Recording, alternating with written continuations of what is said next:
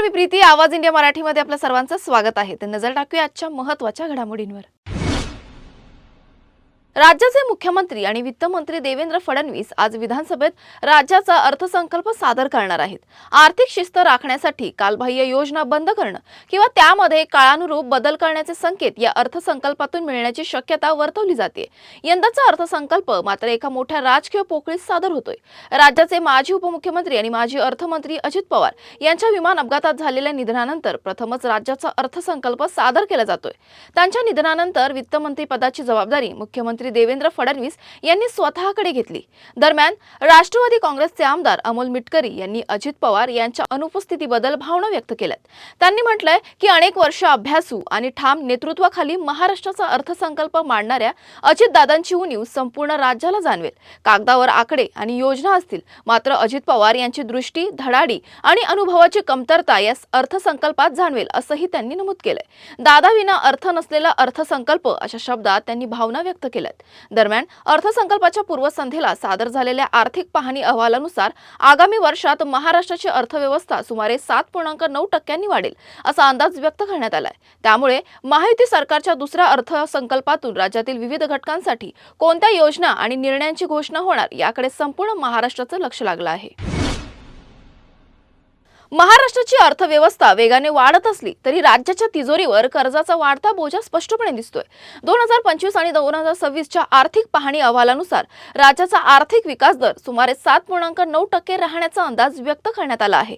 सेवा, उद्योग आणि कृषी क्षेत्रातील वाढीमुळे अर्थव्यवस्थेला गती मिळत असल्याचं अहवालात नमूद करण्यात आले. राज्याचे स्थूल राज्य उत्पन्न देखील मोठ्या प्रमाणात वाढण्याची शक्यता आहे.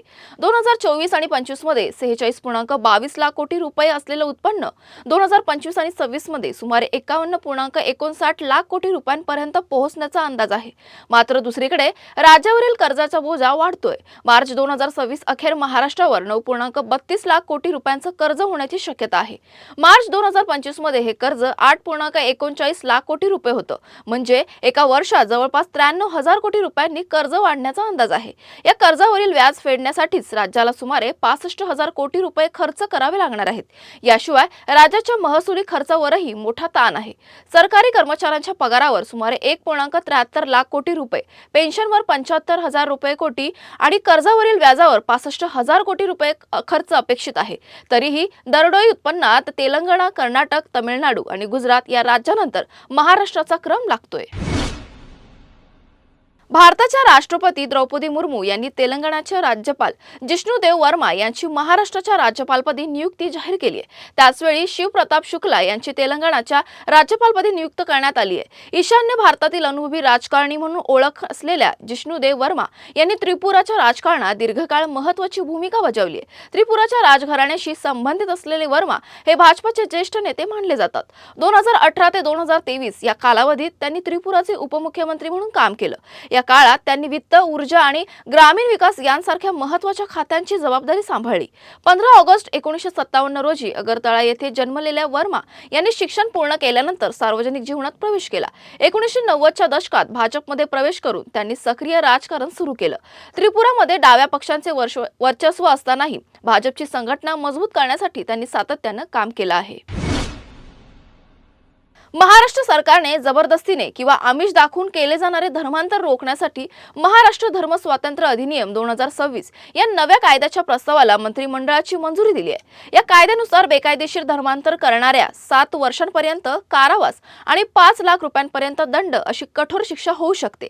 हे विधेयक येत्या अर्थसंकल्पीय अधिवेशनात विधानसभेत आणि विधान परिषदेत मंजुरीसाठी मांडण्यात येणार आहे.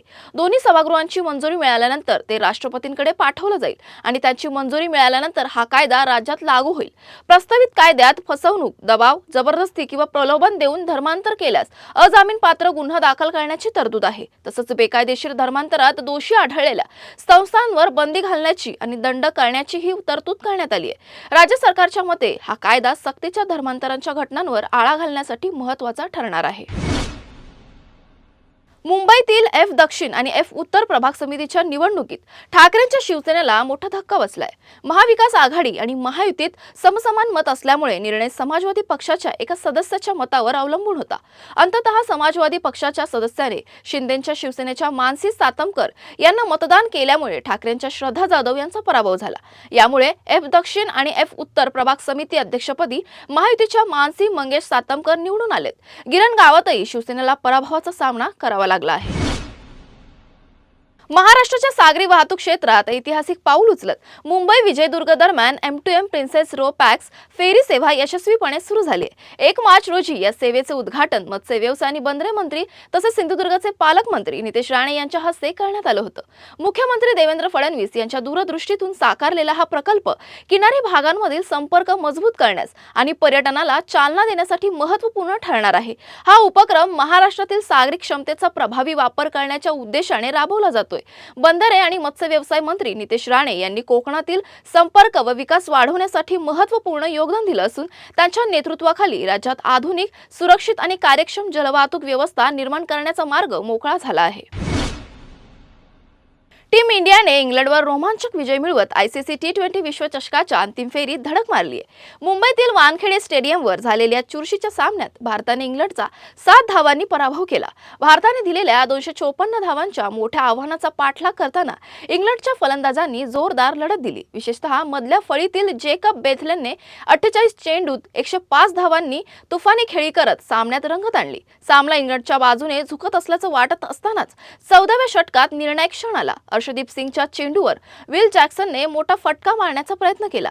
चेंडू सीमाबाहेर गेला असताच अक्षर पटेलने अप्रतिम झेप घेत चेंडू हवेत उडवला आणि शिवम दुबेने तो झेल पूर्ण केला। हा झेल सामन्याचा टर्निंग पॉइंट ठरलाय। 15 षटकारानंतर इंग्लंडचा स्कोअर 5 बाद 185 असा होता आणि विजयासाठी त्यांना शेवटच्या 30 चेंडूत 69 धावांची गरज होती। मात्र अशा दबावाच्या क्षणी जसप्रीत बुमराहने आपल्या अनुभवाची झलक दाखवली। त्याने 16व्या षटकात फक्त 8 धावा आणि 18व्या षटकात केवळ 6 धावा दिल्या। या अचूक गोलंदाजीमुळे इंग्लंडवर प्रचंड दबाव आला। हार्दिक पांड्यानेही 38 धावा देत 2 विकेट्स घेत भारताच्या विजयात मोलाचं योगदान दिलंय। शेवटपर्यंत इंग्लंडने झुंज दिली, पण भारतीय गोलंदाजांनी संयम राखत सामना आपल्या बाजूने वळवला। या विजयासह भारताने चौथ्यांदा T20 विश्वचषकाच्या अंतिम फेरीत स्थान मिळवलं असून आता सर्वांचं लक्ष अंतिम सामन्याकडे लागलं आहे। क्रिकेट विश्वातील मास्टर ब्लास्टर सचिन तेंडुलकर यांचा मुलगा अर्जुन तेंडुलकर विवाह बंधनात अडकलाय। त्याने सानिया चंडोकसोबत 7 जन्मांची गाठ बांधली आहे। हा भव्य विवाह सोहळा मुंबईतील वरळी येथील पंचतारांकित हॉटेलमध्ये पार पडला। वधूवरांसाठी हा सोहळा अत्यंत भव्य आणि राजेशाही होता। हळदी व मेहंदी समारंभ अगदी थाटात पार पडलं, ज्याचे फोटो आणि व्हिडिओ सोशल मीडियावर व्हायरल झालेत। सानिया चंडोकने लाल रंगाची साडी नेसली होती, तर अर्जुनने पारंपरिक लाल शेरवानी परिधान केली होती। सचिन तेंडुलकर आणि त्यांची पत्नी अंजली तेंडुलकरही या सोहळ्यात उपस्थित होते। दोघेही आनंदात दिसत होते। सोहळ्यात वधूवरांनी एकमेकांना वरमाला घातली आणि नंतर त्यांच्यावर फुलांचा वर्षाव करण्यात आला। या लग्न सोहळ्याला क्रिकेट, राजकारण, उद्योग तसेच बॉलिवूडमधील अनेक दिग्गज उपस्थित होते। महाराष्ट्राचे मुख्यमंत्री देवेंद्र फडणवीस, उपमुख्यमंत्री एकनाथ शिंदे तसेच ठाकरे बंधू उपस्थित होते। क्रिकेट विश्वातील दिग्गज गावस्कर, महेंद्रसिंग धोनी, बॉलिवूडचे दिग्गज अमिताभ बच्चन, शाहरुख खान, आमिर खान देखील सोहळ्यात सहभागी झाले। उद्योगपती अंबानी कुटुंब कडूनही नवविवाहितांना शुभेच्छा मिळाल्या। हा लग्न सोहळा केवळ कुटुंबीय आणि मित्रांसाठी नव्हे तर संपूर्ण मुंबईत चर्चेचा विषय बनलाय, ज्यात क्रिकेट, राजकारण, उद्योग आणि सिनेजगत यांचा शाही संगम पाहायला मिळाला। टीम इंडियाने 2026च्या T20 वर्ल्ड कपमध्ये फायनलमध्ये प्रवेश करून इतिहास रचलाय।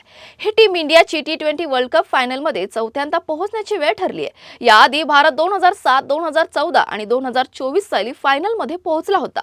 यासह टीम इंडियाने ICCच्या कोणत्याही स्पर्धेत फायनलमध्ये 3 वेळा सलग प्रवेश करणाऱ्या संघाचा रेकॉर्ड इंग्लंड आणि पाकिस्तानच्या संयुक्त रेकॉर्डला मोडीत काढला आहे। तसंच भारत T20 वर्ल्ड कपमध्ये सलग दुसऱ्यांदा फायनलमध्ये पोहोचणारी तिसरी आशियाई टीम ठरली आहे। याआधी पाकिस्तान आणि श्रीलंका यांनी ही कामगिरी केली होती। इंग्लंडवर विजय मिळवल्याने भारताने ICCच्या स्पर्धांमध्ये फायनलमध्ये पोहोचण्याचा 15वा आणि सर्वाधिक रेकॉर्ड कायम केलाय। ऑस्ट्रेलियाचा 14 वेळा पोहोचण्याचा रेकॉर्ड मागे टाकत टीम इंडियाचा गतकालीन प्रवासही उल्लेखनीय आहे। रोहित शर्माच्या नेतृत्वाखाली भारताने 2024 साली T20 वर्ल्ड कप आणि 2025 मध्ये चॅम्पियन्स ट्रॉफी जिंकली होती। तुर्तास वेळ झाली इथेच थांबण्याची। नवीन बातम्या बघण्यासाठी पाहत राहा आवाज इंडिया मराठी, शोध सत्याचा।